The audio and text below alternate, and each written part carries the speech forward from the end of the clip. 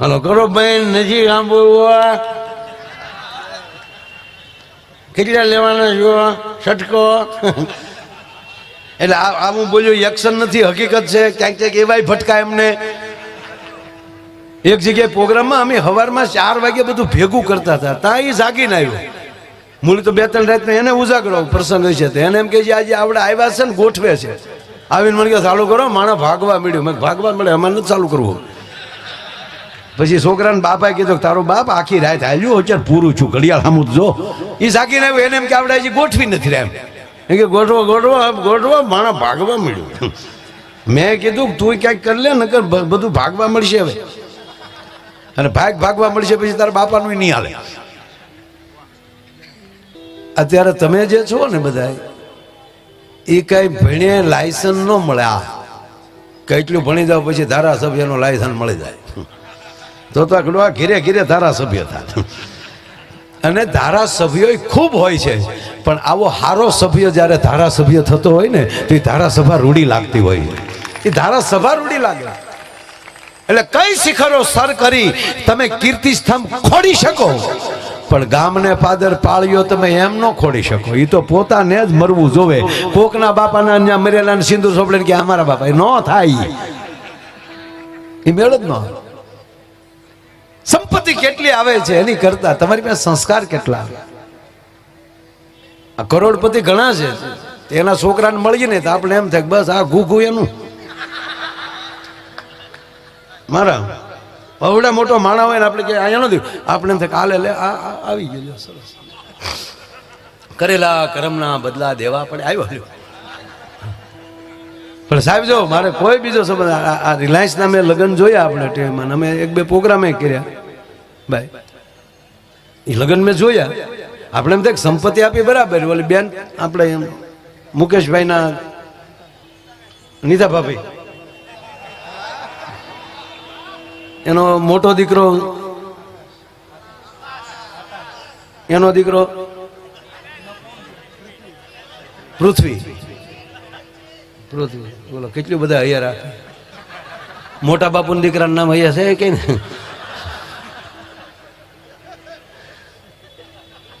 સાહેબ હવે આ મળ્યું છે આમ સંસ્કારને હારવાર લઈ શકાય એવું મળ્યું છે બધું. સમય આઝાદીના 75 વર્ષ પછી. નહીતર છે ને સનાતનને દબી દેવામાં આવ્યો. આ તમે લખો અહીંયા લખી લેજો. એનો ટૂંકો દાખલો દઉં તમને, હાવ ટૂંકો દાખલો. હા, આવી રીતના કોઈ ધારાસભ્ય ડાયરા કરતા હતા?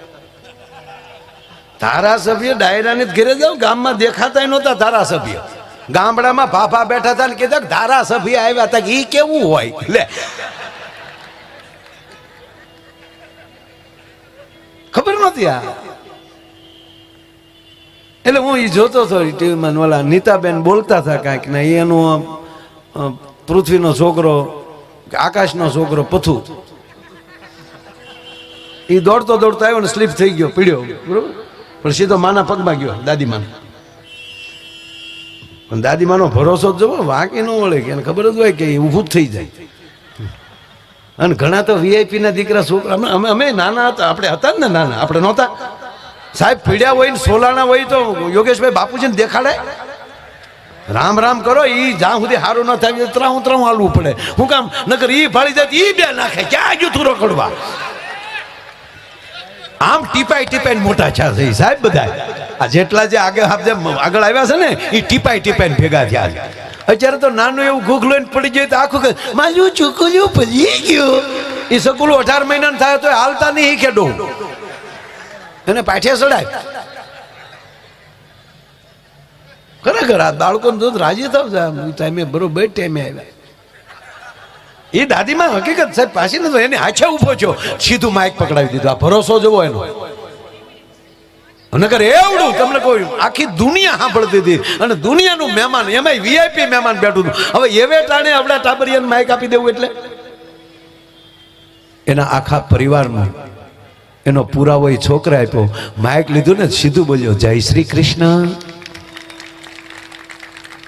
અને નીતાબેન બોલવાનું ચાલુ કરે તો જય શ્રી કૃષ્ણ થી એની બોલતા હતા. કીધું ને ઓલ વર્લ્ડ જય શ્રી કૃષ્ણ, આખી દુનિયાને જય શ્રી કૃષ્ણ કર્યા. પાયામાં કૃષ્ણ બેઠો હશે, પાયામાં તમારો ગુરુ બેઠો હશે ને, એ ગર્ભ સંસ્કાર હશે ને, એ છોકરાને પછી કોઈ જગ્યાએ કહેવા ગયો કે એને અટવાવું નહીં પડે ભલામણ. બાકી હોય ઘણા બધા, અમુક તો હકીકત આવું કઈ નથી. કઈ શહેરમાં હોય ને ગામડામાં ના, બધે સંસ્કાર એક હરીખા જ હોય. એ શહેરમાં મોટો થાય, ગામડામાં મોટો થાય. ગામડામાં છોકરા તમે જુઓ, મારા અમે ઘરે ગયા હતા, છોકરું ઉલ્લી ઉલ્લીને ખોળામાં પડે, મહેમાન આવ્યા, અને નાકમાં જીરોના લેમ્પ થતા હતા. એ આપણે ખંભેલું છે, પાછું આ ખંભેલું છે. અમે આપણે એમ થાય કે અરે પણ આપણે થાય કે આપણે નાના હતા આમ જ હતા ને, એટલે આપણે બહુ કઈ હુક સડે નહીં. મહેમાન આવ્યા તો પછી આપણા ઉપલા ખિસ્સામાં જોયે તો લગભગ ઉપલા ખિસ્સામાં કાંઈ હોય નહીં. આ તેદુનો ઉપલા ખિસ્સામાં રાખતો થઈ ગયો, ઉપલા ખિસ્સામાં કાંઈ હોય નહીં. આમ જોઈ તો લુકા છે, લુકા છે. તાતે બાપાએ કીધું કે નીચે નીચે નીચે આવવું છે, મહેમાન જોયા રોજ આવે. નીચે આવી કે નાખી આગળ નીચે ઉલ્લી નીચે તો આવ્યો પણ ખાટલા ની હેઠે વહી ગયો. ઊંધો હોય ને મહેમાન બેઠા હતા પગ ઠેરાઈને ઝીકી ઝીકી ઝીકી. પછી મારે પૂછવું પડ્યું એને કે આ તમારો છોકરો માનતા વગેરેનો લાગે. હા, આની હાટું તમે કોઈ માનતા નથી કરેલી, આ માનતા વગેરેનો પધારેલો છે. મને કે તમને કેમ ખબર પડી? મેં તમારું નથી માનતો એટલે.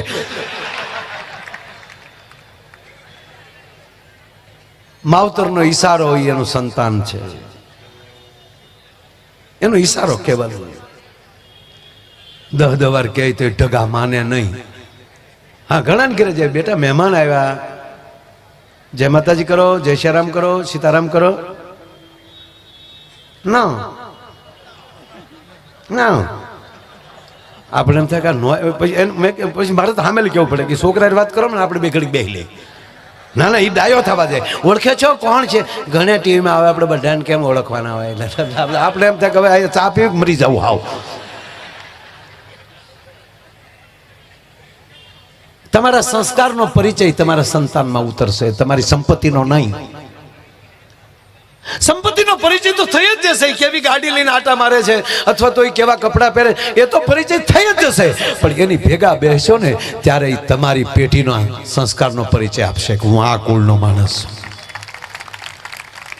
શું કામ આયા મુંબઈ રહીને બગડાણા ધક્કા ખાય? આ માવતરના સંસ્કારનો પરિચય છે કે ભૂખે રહેજો પણ સદગુરુને ન છોડતા. ઓસમાણભાઈ કહેતો હોય કે મને મારો સદગુરુ એ પ્રેરણા આપે. કોઈ પણ વ્યક્તિ એનો સદગુરુ ઉપર જ્યારે પૂર્ણ ભરોસો બેસી જાય ત્યારે બધું પછી એ કરતા હોય. પણ એ હા, તમારે રહેવું પડે બરાબર. એમ તમારું સપનું આવે, જાગી જાવશો ત્યારે ખબર પડે છે કે હું માયાભાઈ છું.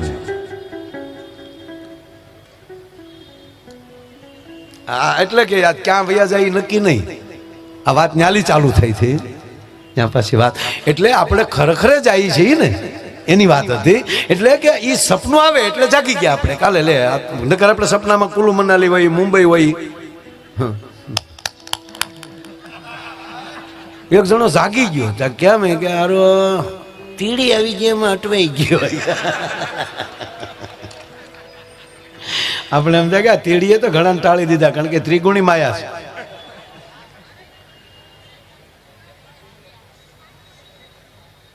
સપનું જે મારું મૂળ વાત, એટલે આપણે જે માણસ ગુજરી જાય, આપણે સપનું આવતું હોય, જાગી ક્યારે જાય કે આપણું શરીર સંપૂર્ણ સારું છે એટલે જગાઈ જાય. પણ માની લો શરીર ખતમ થઈ ગયું, જાગીએ કેવી પરિસ્થિતિમાં નથી,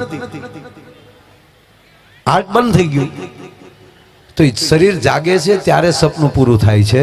બાકી તો એ શરીર વગરનું ક્યાંય આટા તો મારતો જ ન. એ પાછો આવે અને અહીંયા શરીર જાગે નહીં એટલે એ સપનું ચાલુ રહે છે. અને એટલે આપણી શમશાન યાત્રા નીકળે એને સપનું લાગે છે. બધા રડે છે એ સપનું લાગે છે. એટલે 12 દિવસ એની વાત કરીને એને હાચું લગાડવા માટે એનો ફોટો મૂકી અને એના એ પાછો આખો, એટલે એને એમ થાય ઓહો મારી જ વાત હાલે છે. એટલે 12મા દિવસે જ્યારે એને તમે પિંડદાન આપો ત્યારે નક્કી થઈ જાય તો હવે મારે આ પરિવાર મૂકી દેવો જોઈએ, ખરેખર મારું મૃત્યુ થયું છે અને મારે હવે બીજે જન્મ લેવો પડે, એટલે ખરોખરા કરવા પડે.